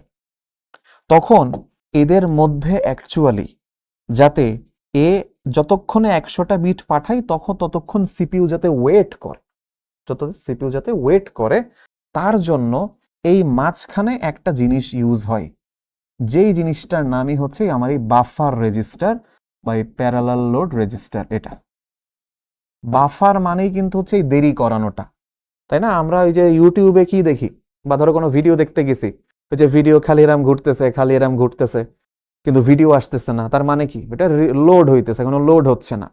তা আমরা কি বলি যে লোড হচ্ছে না, এই যে প্যারালাল লোড রেজিস্টার, এই জন্য আমরা বলি। সো এই যে বাফার হয়, বাফারিং হয়, এই যে এই জন্য বলি যে বাফার রেজিস্টার এই কাজটা করে। ওইখানে তো ধরো ওই ডাটাগুলো আসতেছে না, কিন্তু এই যে আমাদের কিবোর্ড আর সিপিইউ এর মধ্যে আসলে এরকম বাফার রেজিস্টার আছে। আবার সেম গোস ফর যে ধরো আমার এখানে মনিটর আছে একটা, আমি এখানে বলতেছি আমার মনিটর আছে। তো এই মনিটর থাকার মানে হইতেছে, আমি ধরো বলে দিলাম যে আমার মনিটর 1 সেকেন্ডে, ধরো আমি 1 সেকেন্ডে বললাম আমার মনিটর 1 সেকেন্ডে 25টা ডেটা নিতে পারে। সাপোজ আমার মনিটর 1 সেকেন্ডে 25টা ডেটা নিতে পারে। হ্যাঁ, কিন্তু ঘটনা হইল আমার সিপিইউ তো 100টা করে পাঠাবে। এখন যদি পাঠাই, সাপোজ সিপিইউ নিতে পারে বা দিতে পারে, সিপিইউ এর জন্য দুইটাই ট্রু। তো সিপিইউ যদি এখন 100টা করে ডাটা পাঠাই প্রতি সেকেন্ডে, ও তো 1 সেকেন্ডে 25টার বেশি নিতে পারবে না। তো সিপিইউ ধরো ওর এদিক দিয়ে 100টা ডাটা পাঠাইছে, ও 1 সেকেন্ডে আস্তে আস্তে 25টা নিয়ে পকেটের মধ্যে রাখার আগে সিপিইউ আরো 100টা পাঠাই দিছে। তো এরকম করে তো মনিটর চলবে না, তাই না? তখন সিপিইউতে যা প্রসেস হইতেছে মনিটরে তো দেখা যাবে না, দেখা যাচ্ছে স্লো হয়ে যাবে। দেখা যাচ্ছে তুমি কিবোর্ডে সবকিছু এরকম দ্রুত টাইপ করে যাচ্ছ, মনিটরে তা উঠতেছে না, তাই না? কিন্তু না, অ্যাকচুয়ালি তুমি কিবোর্ডে যেই ওয়েতে কাজ করতেছো, মনিটরেও যাতে সেই স্পিডেই যায়, তার জন্য এদের মধ্যেও অ্যাকচুয়ালি এই যে দুইটা অসমান গতি যেহেতু দুইজনের, এদের মধ্যেও ম্যানেজ করার জন্য বা দুইজনকে কম্বাইন করে চলার জন্য যাকে লাগে ওই সেই হচ্ছে আমাদের বাফার রেজিস্টার। এই বাফার রেজিস্টারই হচ্ছে আমার এর গতিকে বলে যে ঠিক আছে তুমি 25টা নিচ্ছ, ও সিপিইউর কাছ থেকে 25টা এনে তারপর ওকে দেয়, আবার 25টা এনে দেয়, এইভাবে। সো বাফার রেজিস্টার হচ্ছে সবাইকে বুঝে চলে, ও খুব ভালো, ও সবাইকে বুঝে চলে যে একজন স্লো, ওকে তাহলে ওকে একটু স্লো বোঝাই, ঠিক আছে? একটা স্টুডেন্ট খুবই ফাস্ট, ওকে খুবই ফাস্ট বোঝাই দিই ওকে। সো বাফার রেজিস্টার হচ্ছে এরকম, ঠিক আছে? সো এই হচ্ছে বাফারের কাজ, এই হচ্ছে বাফারের কাজ। এখানে সেই কথাটা অ্যাকচুয়ালি লেখা, এখানে আমি সেটা এক্সপ্লেইন করলাম। এবার চলো, এখানে প্যারালাল লোড রেজিস্টার কিছু সুবিধা বলেছে, যে প্যারালাল লোড রেজিস্টার অনেক দ্রুত কাজ করতে পারে, ক্ষণস্থায়ীভাবে ডেটা সঞ্চয় করতে ব্যবহৃত হয়। কারণ ভাবো এ দ্রুত কাজ করে, এবং এই যে 25টা বিট নিল, ও নিজে কিছুক্ষণ সঞ্চয় করে তারপরে এর কাছে দেয়, আবার 25টা নিয়ে সঞ্চয় করে রেখে ওর কাছে বা দিতে থাকে এইভাবে, ঠিক আছে? এই যে এখানে সেই দুইটা কথাই লেখা বলেছে, দ্রুত কাজ করে বলে অধিকাংশ কম্পিউটার এটি ব্যবহার করে, ক্যালকুলেটর ও ঘড়িতেও এটা ব্যবহৃত হয়। ওকে, আচ্ছা, এরপরে শিফট রেজিস্টার। শিফট রেজিস্টার হচ্ছে ধরো তোমার ডেটাকে শিফট করে, মেইনলি শিফট রেজিস্টারের মেইন কাজটাই হচ্ছে ডেটাকে শিফট করা পরপর। তো ধরো এখানে শিফট রেজিস্টার বলেছে যে ডেটাকে বাম দিকে বা ডান দিকে বা উভয় দিকে সরাতে পারে, তাকে শিফট রেজিস্টার বলে। শিফট রেজিস্টার এক ধরনের সিরিয়াল রেজিস্টার, ঠিক আছে? শিফট রেজিস্টার এক ধরনের সিরিয়াল রেজিস্টার। আমরা একটু পরেই দেখবো সিরিয়াল রেজিস্টার বলতে আসলে কি বোঝাইছে। শিফট রেজিস্টারে কতগুলো ফ্লিপ ফ্লপ চেইন আকারে যুক্ত থাকে, যেই কথাটা ইম্পর্টেন্ট, চেইন আকারে যুক্ত থাকে। তো চেইন আকারে যুক্ত থাকা মানে কি? সিরিয়ালি যুক্ত থাকা, পরপর। তো ফ্লিপ ফ্লপের আউটপুট, একটার আউটপুট পরের ফ্লিপ ফ্লপের ইনপুটের সাথে যুক্ত থাকে। সকল ফ্লিপ ফ্লপে একটা কমন পালস যুক্ত থাকে। তাহলে এখানেও দেখা যাচ্ছে সব ফ্লিপ ফ্লপের মধ্যেই একটা কমন পালস যায়, মানে এটা যে রেজিস্টার তার সবগুলা ফ্লিপ ফ্লপের মধ্যে একটাই পালস যাবে, আলাদা আলাদা পালস না। তো এইটা আমরা একটু দেখি। এখানে একটা ইয়ের কথা বলা আছে, শিফট রেজিস্টার। যে দেখো ওই যে আমরা এখানে পড়লাম না যে এখানে ধরো একটা ইনপুট দিলাম, এর আউটপুট পাচ্ছি, কিন্তু এই আউটপুটটা দেখো পরের ইয়ের জন্য, ফ্লিপ ফ্লপের জন্য ইনপুট হিসেবে কাজ করতেছে। এই ফ্লিপ ফ্লপের এইটা হচ্ছে আউটপুট, সেইটা আবার পরের ফ্লিপ ফ্লপের ইনপুট হিসেবে কাজ করতেছে। এই ফ্লিপ ফ্লপের এইটা আউটপুট, সেটা পরের ফ্লিপ ফ্লপের ইনপুট হিসেবে কাজ করতেছে, এইভাবে চলতে থাকে। আর এই যে আমার ক্লক, এটা দেখো সবার জন্য সেম, সবার জন্য সেম। এই যে এখানেও এ আসছে, এখানেও সেম ক্লক পালস, এখানেও সেম ক্লক পালস, এখানেও সেম ক্লক পালস, একই ক্লক পালস গিয়েছে। তোমার কাছে যদি এখানে প্রশ্ন করতো যে এইটা কয় বিট শিফট রেজিস্টার, তার অ্যান্সার কি দিতা ভাবো? দেখো এই যে আমরা ফ্লিপ ফ্লপের নামগুলো এইভাবে করি, যে FF0, FF1, FF2, FF3। তাহলে এখানে টোটাল 4টা শিফট রেজিস্টার, 4টা ফ্লিপ ফ্লপ আছে। তাহলে এটা কিন্তু অবশ্যই একটা 4 বিট শিফট রেজিস্টার, 4 বিট ধারণ করতে পারে এবং শিফট করতে পারে। সো ও আসলে এই সিরিয়ালি এই বিটগুলোকে ডান দিকে সরাই দেয়। কিভাবে? ধরো আমরা এখানে একটা এক্সাম্পল নেই। ধরো আমার সিরিয়ালি বিটগুলা এরকম 1 0 1 1, এটা হচ্ছে আমার বিট। আমি এখানে প্রথম ক্লক পালস দিলাম CL কে, দিলে কি হবে? এই সবগুলা একটা একটা করে ফ্লিপ ফ্লপ ডান দিকে সরে যাবে। তার মানে হইল এই 1টা চলে আসবে এইখানে, এখানে লিখবা 1। এই 0টা চলে আসবে এইখানে, সো এই যে এই 0টা লিখবা এইখানে। এই 1টা আসবে এই জায়গায়, তুমি 1 লিখবা এইখানে। এই 1টা যাবে এই জায়গায়, এই 1 কে লিখবা এইখানে। তুমি যদি আবার একটা ক্লক পালস দাও এখানে, আবার একটা ক্লক পালস, তাহলে এই আরো আবার ডানে সরে যাবে। এই যে 1 0 1 1, তুমি যদি আবার ক্লক পালস দাও ও আবার ডানে সরে যাবে। তাহলে তখন কিভাবে পাবো? এই যে 1 0 1 1, দেখছো একটা একটা করে সরতে আছে। তুমি যতবার ক্লক পালস দিবা ও ততবার করে সরতে থাকবে। এটা হচ্ছে রাইট শিফট, ডান দিকে সরালাম, ডান দিকে সরালাম। ঠিক আছে? হুবহু এখানে হচ্ছে ডায়াগ্রাম দেওয়া, সো এই ডায়াগ্রাম নিয়ে আমাদের মাথা ব্যথা না।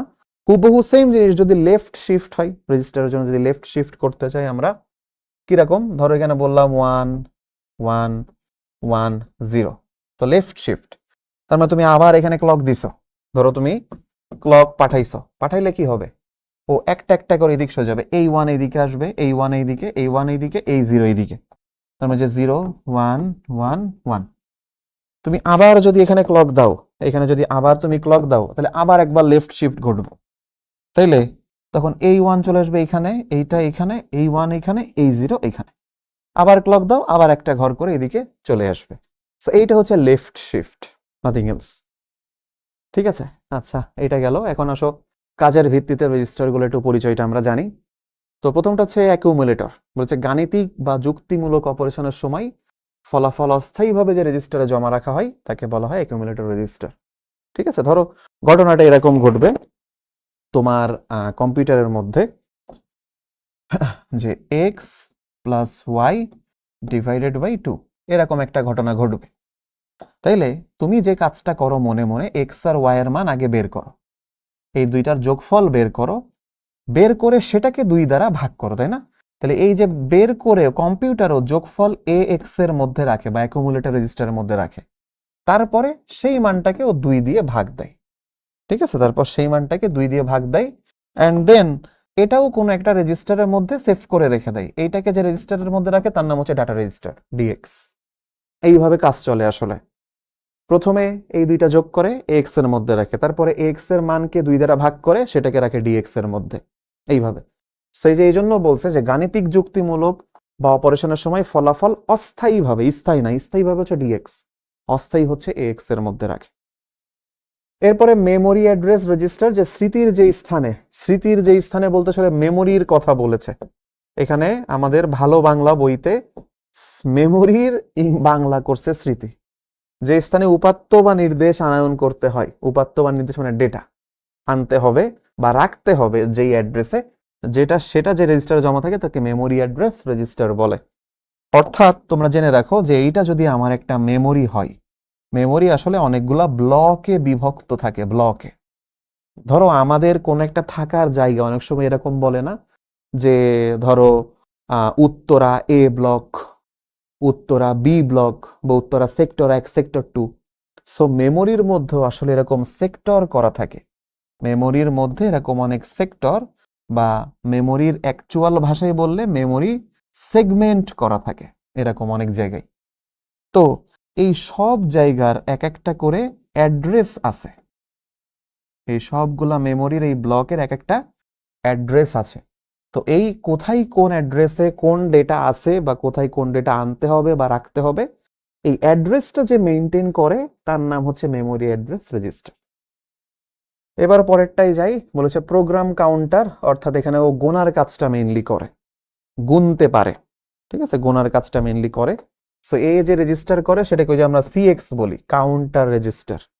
ও হচ্ছে কোনো কিছু গুনতে পারে আর কি। হয়তো তোমরা চ্যাপ্টার 5-এ গিয়ে শিখবা প্রোগ্রাম যখন করবা যে সেখানে লুপ ঘোরে, সে যে লুপ কাউন্ট করতে হয় বা যে কোনো কিছু। ধরো এইখানে আমরা গুনবো 1 থেকে 10 পর্যন্ত, সাপোজ গোনা লাগবে কোনো কারণে কম্পিউটারকে, তখন এই সিএক্স রেজিস্টার কাজ করে বা কাউন্টার রেজিস্টার বা প্রোগ্রাম কাউন্টার, তখন ও 1 থেকে 10 পর্যন্ত বারবার গুনে দেয়। এরপর হচ্ছে ইনস্ট্রাকশন রেজিস্টার, যে রেজিস্টারে মাইক্রোপ্রসেসরের চলতি কোনো নির্দেশ বা ইনস্ট্রাকশন অস্থায়ীভাবে সংরক্ষিত থাকে তাকে ইনস্ট্রাকশন রেজিস্টার বলে। এই ইনস্ট্রাকশন তোমরা বুঝতে পারবা যখন চ্যাপ্টার 5 পড়বা প্রোগ্রামিং। সো সেই প্রোগ্রামিংয়ে আমরা দেখব যে আমরা বিভিন্ন ইনস্ট্রাকশন দিই, আমরা বলি যোগ করো, আমরা বলি বিয়োগ করো, আমরা বলি স্কোয়ার করো। সো এই ইনস্ট্রাকশনগুলো যেই রেজিস্টার হ্যান্ডেল করে তাকে বলে ইনস্ট্রাকশন রেজিস্টার। তো এটা আমরা চ্যাপ্টার 5-এ গিয়ে আরো ভালো করে পড়বো, নাথিং টু ওরি। এরপর হচ্ছে আইও রেজিস্টার। ধরো তোমার কম্পিউটারের সাথে কিবোর্ড মানে সিপিইউর সাথে কিবোর্ড কানেক্টেড থাকে, সিপিইউর সাথে মনিটর কানেক্টেড থাকে, সিপিইউর সাথে প্রিন্টার কানেক্টেড থাকে। সেইগুলোর মধ্যে কে ইনপুট দিবে, কোথায় আউটপুট যাবে, এই জিনিসটা নিয়ন্ত্রণ করে যে রেজিস্টারগুলা, তারা হচ্ছে আইও রেজিস্টার বা ইনপুট আউটপুট রেজিস্টার। ঠিক আছে, এদেরকে এই যে আইও রেজিস্টারও বলা হয় অনেক সময়। আইও মানে হচ্ছে ইনপুট আউটপুট রেজিস্টার। সো সেটা সিরিয়াল বা প্যারালাল যে কোনো ধরনের কমিউনিকেশনই হতে পারে। সো সেটা ইনপুট বা আউটপুট ডেটা প্রথমে ইনপুট রেজিস্টারে রাখা হয়, ইনপুট আউটপুট রেজিস্টার সময় ইনপুট আউটপুট ডিভাইসের সাথে সিরিয়ালি এবং প্রসেসরের সাথে প্যারালাল ভাবে কমিউনিকেশন করে। আই এম নট শিওর যে তোমাদের পুরোপুরি মনে আছে কিনা। তোমরা যখন দুরন্ত গ্রুপে ছিলা তখন তোমাদেরকে পড়াইছিলাম যে সিরিয়াল কমিউনিকেশন, প্যারালাল কমিউনিকেশন, ঠিক সেই ঘটনাটা ঘটাই যেই বান্দা, সে হচ্ছে আমাদের কম্পিউটারে এই যে আইও রেজিস্টারগুলা, এরা হচ্ছে এই কাজটা করে কম্পিউটারের। ঠিক আছে, তোমাদের ওইখানে পড়াইছিলাম, তোমরা মনে করে দেখো যে এই যে এইভাবে করে হচ্ছে প্যারালাল কমিউনিকেশন আর এইভাবে করে হচ্ছে আমার serial communication.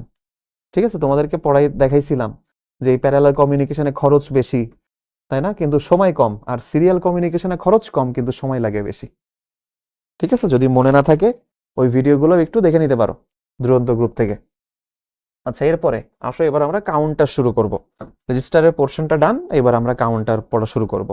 কাউন্টারও that much easy, রেজিস্টারও খুব বেশি কঠিন না, কাউন্টারও খুব বেশি কঠিন না। কাউন্টার পড়লে এই চ্যাপ্টারের থিওরি পুরোটা আমাদের শেষ। তো বলেছে কাউন্টার হলো এমন একটি সিকোয়েন্সিয়াল সার্কিট যাতে প্রদানকৃত ইনপুট পালসের সংখ্যা গুনতে পারে। ঠিক আছে, যা তাতে প্রদানকৃত ইনপুট পালসের সংখ্যা গুনতে পারে। অর্থাৎ আমি যে ক্লক পালস দিচ্ছি, ঠিক আছে, ক্লক পালস অ্যাকচুয়ালি ধরো একদম এই যে ধরো এই যে আমার এসির একটা সুইচ আমি যদি বলি, সাপোজ এই যে এসির একটা সুইচ আমি ধরে এখানে একটা চাপ দিলাম, এটা মানে হচ্ছে একটা ক্লক পালস। ধরে নাও তুমি এইভাবে। সো আমি এখানে আসলে যতগুলা চাপ দিব ততগুলা মানে সিগন্যাল পাবে আমার এসি। সো এটাই হচ্ছে আসলে ক্লক পালস। ঠিক আছে, এটাই হচ্ছে আসলে আমার ক্লক পালস। আবার কিটা ফোন নাই এখন, হ্যাঁ, রেকর্ডিং ক্লাসের মধ্যেখানে। আচ্ছা, ওকে, ঠিক আছে, নো প্রবলেম, কল দিক, পরে পরে কথা বলা যাবে তাদের সাথে। আচ্ছা, আসো। এরপরে বলেছে কাউন্টার এক ধরনের রেজিস্টার যা বিশেষ কাজের জন্য ব্যবহার করা হয়। বিশেষ কি কাজ? এই যে ওরে ক্লক পালস গোনাবো আমরা, এটাই আমাদের কাজ, নাথিং এলস। তাহলে কাউন্টারের মেইন কাজই হচ্ছে ক্লক পালস গণনা করা, যে কয়টা করে ক্লক দিলাম গণ। কাউন্টার ফ্লিপ ফ্লপ এবং লজিক গেট দিয়ে গঠিত। যে কাউন্টার বাইনারি সিকোয়েন্স অনুসরণ করে তাকে বাইনারি কাউন্টার বলে। বাইনারি সিকোয়েন্স মানে, ভাই বাইনারি সিকোয়েন্স আবার কি জিনিস? এই যে এইটা, এই যে 000, হ্যাঁ, 001, 010, তারপরে 100, তাই না? তারপর হচ্ছে 101, তারপরে 110, এইভাবে চলতে থাকে না? এই যে এইগুলো হচ্ছে বাইনারি সিকোয়েন্স। যেমন এটা বোঝায় 0, এটা বোঝায় দশমিকে 0, এটা বোঝায় দশমিকে 1, এটা বোঝায় দশমিকে 2, এটা বোঝায় দশমিকে এই যে 3, এরকম। বা 3 না, আসলে এটা 4 বোঝায়, তাই না? আর 3 বোঝাইলে হচ্ছে 011, এটা হচ্ছে 3 বোঝায়। তো এরকম এগুলো হচ্ছে সব বাইনারি সিকোয়েন্স। তো আমরা দেখবো যে আমাদের এই বাইনারি কাউন্টার এরকম বাইনারি সিকোয়েন্স ফলো করে। আমরা একটু পরে একটা এক্সাম্পলে দেখব। কাউন্টার তৈরি করতে যে কে ফ্লিপ ফ্লপ বেশি ব্যবহার হয়, টি ফ্লিপ ফ্লপ ব্যবহার করেও কাউন্টার তৈরি করা যায়। এরপরে বলেছে যে এই যে ক্লক পালস গণনা করা যায় এবং এই যে বাইনারিতে ফলাফলটা ঘোষণা করা যায়, তাকে বলা হয় কাউন্টার। তো চলো আমরা একটু দেখি যে কাউন্টারের কিছু টার্ম আছে, যে কি টাইপের কাউন্টার, না কাউন্টার, কাউন্টার কি করতেছে, কতটুকু গুনতেছে, সেটার একটা টার্ম আছে। সেটা হচ্ছে কাউন্টারের মোড বা মডিউলাস। তো এটাকে অনেক সময় কাউন্টারের মোড নাম্বারও বলা হয়। তো কাউন্টারের মোড নাম্বার হচ্ছে একটা কাউন্টার সর্বাধিক যতগুলা সংখ্যা গুনতে পারে। ঠিক আছে? একটা কাউন্টার ধরো সে 0 থেকে শুরু করে 5 পর্যন্ত গুনতে পারে, তাহলে সে বলতো কয়টা সংখ্যা গুনতে পারে? 0, হ্যাঁ, এই যে 0, 1, খেয়াল করো 0 থেকে 5 পর্যন্ত গুনতে পারে, তাহলে 0, 1, 2, 3, 4, 5, 6টা সংখ্যা গুনতে পারে। ধরো আমি বললাম ও 0 থেকে 3 পর্যন্ত গুনতে পারে, তার মানে ও 0 গুনতে পারে, 1 গুনতে পারে, 2 গুনতে পারে, 3 গুনতে পারে, 4 গুনতে পারে। ও মোট 5টা সংখ্যা গুনতে পারে। ওকে, আচ্ছা। তাহলে এইটা একটা মজার হিসাব না, যে আসলে কাউন্টার সবসময় 0 থেকে কিন্তু গোনা শুরু করবে। সবসময় মনে রাখবা, কাউন্টার 0 থেকে গোনা শুরু করবে। ধরো এটা 2 বিট কাউন্টার যদি হয়, তাহলে ও 0 থেকে 4 পর্যন্ত, 0 থেকে 3 পর্যন্ত গুনতে পারবে, 4টা সংখ্যা গুনতে পারবে। যদি 3 বিট কাউন্টার হয়, 3 বিটে কয়টা কম্বিনেশন সম্ভব? 8টা, তাহলে 8টা সংখ্যা গুনতে পারবে, মানে 0 থেকে 7 পর্যন্ত। তো যদি 4 বিট হয়, তাহলে 4 বিট মানে কম্বিনেশন কয়টা সম্ভব? 2 টু দি পাওয়ার 4 মানে 16টা। তার মানে 16 রকম সংখ্যা গুনতে পারবে, তাহলে 0 থেকে শুরু করে 15 পর্যন্ত গুনতে পারবে। ঠিক আছে? এইটা সো এইখানে সেই কথাটা লেখা। তো এটা আমরা একটা টেবিলের মাধ্যমে দেখি কাউন্টার। তো আমরা এরকম বলি, ঠিক আছে, যে ধরো 2 বিট কাউন্টার এরকম থাকে, 2 বিট কাউন্টার। তো 2 বিট কাউন্টার মানে হচ্ছে তার ফ্লিপ ফ্লপের সংখ্যা হবে 2টা।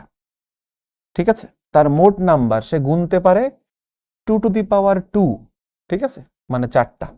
সে 4টা সংখ্যা গুনতে পারে, তার মানে গণনা করতে পারে 0, 1, 2, 3, এই 4টা সংখ্যা গুনতে পারে, মানে 0 থেকে 3 পর্যন্ত গুনতে পারে। আমাদের জেনারেল ফর্মুলা হচ্ছে যদি n বিট কাউন্টার হয়, তাইলে তার ফ্লিপ ফ্লপের সংখ্যা হচ্ছে n, তার মোড নাম্বার হচ্ছে 2 টু দি পাওয়ার n, সে গণনা করতে পারে 0 থেকে 2 to the power n minus 1 পর্যন্ত।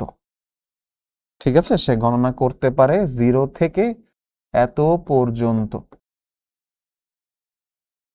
তাই না? এটাই তো আমার মেনে চললো, তাই না? 4টা সংখ্যা যদি হয়, তাহলে 0 থেকে 4টা সংখ্যা, 0, 1, 2, 3, এই যে 4টা সংখ্যা।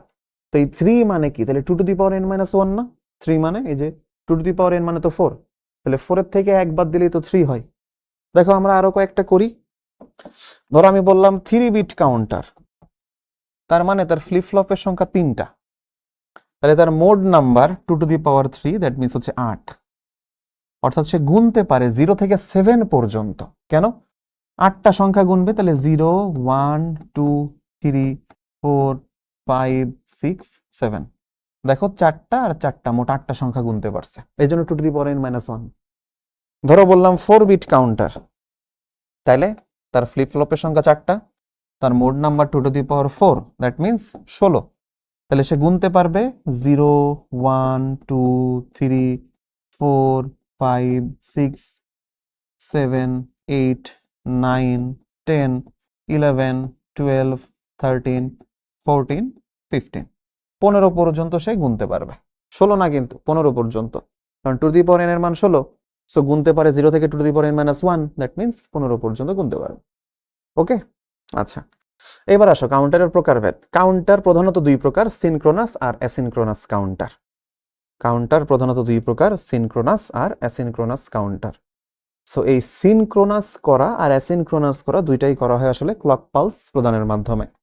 দুই জায়গায় ক্লক পালসকে দুই ওয়েতে ইউজ করা হয়। আমরা দেখবো, একটু পরেই পড়বো আমরা, তখন আমরা বুঝতে পারবো যে সিনক্রোনাস কাউন্টার আর অ্যাসিনক্রোনাস কাউন্টারের মধ্যে মেইন ডিফারেন্সটা কি। এরপরে সিনক্রোনাস কাউন্টার আবার দুই রকম, একটাকে বলে আপ কাউন্টার, একটাকে বলে ডাউন কাউন্টার। আপ কাউন্টার মানে হচ্ছে ও গুনে 0 1 2 3 এইভাবে।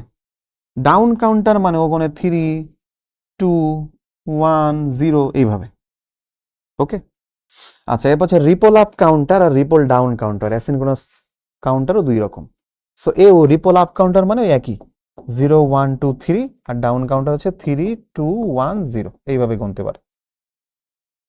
তো চলো এর পরবর্তী পোর্শনে যাই আমরা। প্রথমে সিনক্রোনাস কাউন্টার দেখো, বলেছে যে কাউন্টারের ক্ষেত্রে একটি মাত্র ক্লক পালস দ্বারা একই সাথে সকল ফ্লিপ ফ্লপের অবস্থার পরিবর্তন ঘটে, এইটারে বলে সিনক্রোনাস কাউন্টার।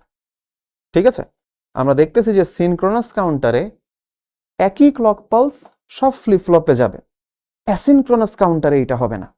অ্যাসিনক্রোনাস কাউন্টারে একটা ফ্লিপ ফ্লপের ইনপুট পরবর্তী ফ্লিপ ফ্লপের ক্লক পালসে যাবে, সরি আউটপুট পরবর্তী ক্লক পালসে ফ্লিপ ফ্লপের ক্লক পালসে যাবে।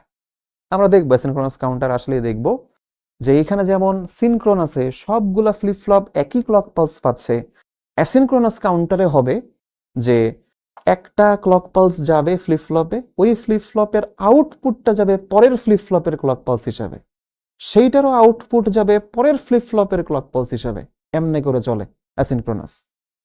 তো সিনক্রোনাস এই কাউন্টারের সবচেয়ে বড় সুবিধা হচ্ছে এর ফ্লিপ ফ্লপ একই সাথে ট্রিগার্ড হয়, কারণ সব একই সাথে ক্লক পালস পাই, এই জন্য এর আলাদা করে ডিলে নেই, এর গুনতে সময় কম লাগে। এর কিছু এক্সাম্পল আছে, রিং কাউন্টার, মড 10 কাউন্টার, ঠিক আছে, মডুলাস 10 কাউন্টার। এটা রিং কাউন্টার, ধরো আমি এই যে এক্সাম্পল দিই, রিং কাউন্টারের ছবিটা তোমাদের বইতে এরকম আছে, ধরো 0 0, সেখান থেকে সে গুনবে 0 1, ধরো সেখান থেকে সে গুনবে 1 0, সেখান থেকে গুনবে 1 1, এইভাবে রিং আকারে আবার 0 0 1 1 1 0 1 1, এইভাবে সে গুনতে থাকে। এই জিনিসটা হচ্ছে রিং কাউন্টার। তো আমরা এখানে একটা ছবি আছে সিনক্রোনাস কাউন্টারের, ছবির কিচ্ছু বোঝা দরকার নেই, তোমার এই ছবি মুখস্থও করা লাগবে না, খালি দেখো এই সেম ক্লক পালস সবগুলা ফ্লিপ ফ্লপ পেয়েছে, সবগুলা ফ্লিপ ফ্লপ পেয়েছে। তোমাকে যদি প্রশ্ন করা হয় এটা কয় বিট কাউন্টার, তার অ্যান্সার হচ্ছে এটা 3 বিট কাউন্টার, তাই না, এটা 3 বিট সিনক্রোনাস কাউন্টার। তাহলে এর মড নাম্বার কত? মড নাম্বার 2 টু দি পাওয়ার 3, তার মানে 8। তাহলে গুনতে পারে কতটুকু, তাই না, তাহলে গুনতে পারে 0 থেকে 7 পর্যন্ত। এই যে 0 থেকে 7 পর্যন্ত তোমাকে এই ছবি দিয়ে এই টাইপের কোশ্চেন করবে, যেখানে এটা কি সিনক্রোনাস না অ্যাসিনক্রোনাস। তো তুমি দেখবা যে সবাই কি একই ক্লক পালস পাচ্ছে, তাহলে সিনক্রোনাস। তাহলে এটা কয় বিট, যেহেতু ফ্লিপ ফ্লপ 3টা আছে এখানে, তাই না, এই যে এটা হচ্ছে সাপোজ 0তম ফ্লিপ ফ্লপ, এটা 1তম ফ্লিপ ফ্লপ, এটা 2তম ফ্লিপ ফ্লপ, এই যে এইভাবে নামকরণ করা হয়, FF0 FF1 FF2, তাহলে 3টা ফ্লিপ ফ্লপ, তাহলে 3টা বিট, তাহলে মড এত, গুনতে পারে এত। এই জিনিসগুলো আমাকে খেয়াল রাখতে হবে। এবার আসো অ্যাসিনক্রোনাস কাউন্টার, যেমন রিপল আপ কাউন্টার। তো আসো আমরা রিপল আপ কাউন্টার একটু করার ট্রাই করি। মানে এই কাউন্টার ছোট নাম্বার থেকে বড় নাম্বারের দিকে গণনা শুরু করবে। ওকে, শুরুতে আমরা এর মধ্যে একটা ক্লক পালস দিব। নাও এই যে এইখানে আমরা একটা ক্লক পালস দিচ্ছি CL কে। আমি জানি না ক্লক পালস তোমরা কতটা দেখতে পারতেছো, এই যে এই কালার দিয়ে দিচ্ছি, ঠিক আছে। আচ্ছা এখানে কয়টা ফ্লিপ ফ্লপ আমরা দেখতে পারতেছি, এখানে টোটাল 3টা। ধরো আমি এটার নাম দিচ্ছি, এটা হচ্ছে FF0, এটার নাম দিচ্ছি এটা FF1, এটার নাম দিচ্ছি এটা FF2। তো কি হয় আমার সিনক্রোনাস কাউন্টারে, ধরো এইখানে হচ্ছে তুমি একটা ইনপুট দিলে, এখন এখান থেকে তুমি একটা আউটপুট পাবা, এই আউটপুটটা এইখানে যে এর ক্লক হিসেবে কাজ করে। তুমি এখানে আবার একটা ইনপুট দিলে, এর আউটপুটটা এর এইখানে গিয়ে ক্লক পালস হিসেবে কাজ করে। তারপর তুমি এখানে আবার কোনো ইনপুট দিলে, এর আউটপুটও পরবর্তীতে থাকতে পারে, বা এইভাবেই আমার বাকি অংশটা যাবে। তাহলে এখানেও ফ্লিপ ফ্লপ কয়টা, তিনটা, তাই না? তিনটা ফ্লিপ ফ্লপ। তাইলে এটা কত বিট এর জন্য? 3 বিট ফ্লিপ ফ্লপও বা 3 বিট কাউন্টার একে বলা যায়। 3 বিট ফ্লিপ ফ্লপ না, 3 বিট কাউন্টার, যেহেতু ফ্লিপ ফ্লপ তিনটা। তাহলে এর মোড নাম্বার কত? মোড নাম্বার হচ্ছে 2 to the power 3, that means 8। এও গুনতে পারে 0 থেকে 7 পর্যন্ত। ঠিক আছে, 0 থেকে 7 পর্যন্ত গুনবে। এবং তোমরা দেখো এখানে কিন্তু আমরা সব এই যে কিউ, যেটা কিউ থেকে নিছি, কিউ বার থেকে নেই নাই, আমরা কিউ থেকে নিছি। এটা ডি ফ্লিপ ফ্লপ বা টি ফ্লিপ ফ্লপ যে কোনটা দিয়েই করা যায়। এখানেও কিন্তু আমরা কিউ থেকে নিছি আউটপুটটা, কিউ বার থেকে নেইনি। ঠিক আছে, সেটাকেই ক্লক হিসাবে দিছি। কিন্তু যদি রিপল ডাউন কাউন্টার হতো, অর্থাৎ সে বড় থেকে ছোট গুনতো, তখন ঘটনাটা ঘটতো এরকম যে ধরো এইটা হচ্ছে আমার FF0, সেম করে দেখাচ্ছি, FF1, এটা হচ্ছে আমার ফ্লিপ ফ্লপ 2। এখানে আমার আউটপুট থাকবে কিউ, এখানে আউটপুট থাকবে কিউ বার, এখানে আউটপুট থাকবে কিউ, এখানে আউটপুট থাকবে Q bar, output Q bar. মজার ব্যাপার হলো এখানেও ধরো একটা ক্লক পালস শুরুতে দেওয়া হবে, এখানে কোনো একটা ইনপুট দেওয়া আছে। এই আউটপুট এবার কিউ থেকে ক্লকে যায় না, কিউ বার থেকে পরের ক্লক পালস হিসাবে যায়। এখানেও সেম, কিউ বার পরবর্তী ফ্লিপ ফ্লপের ক্লক পালস হিসেবে কাজ করবে, পরেও যদি থাকে তাহলে তাই। ঠিক আছে, এবং তুমি এখানে তোমার ইনপুট প্রয়োজন মোতাবেক দিবা। আউটপুটে তুমি দেখবা ও ডাউন কাউন্ট করতেছে। যখন আমি কিউ বার থেকে নিব তখনই ও ডাউন কাউন্ট করে। এখন এটা কেন? কিউ বার নিলেই ডাউন কাউন্ট করবে, এটা কেমনে বুঝলাম?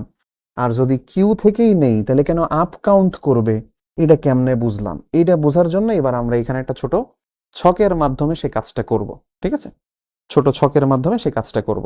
আসো, আমরা ধরে নিচ্ছি গেল সব 3 বিট ফ্লিপ ফ্লপ। ওকে, সো ধরো আমি এখানে ওপরে হয়তো বা লিখবো CL কে ক্লক পালস।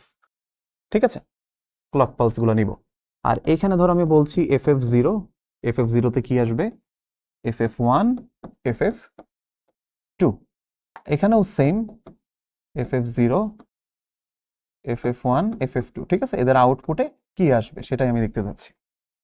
সো এই জায়গাটাকে আমরা বলতেছি আপ কাউন্টার। ঠিক আছে, রিপল আপ কাউন্টার।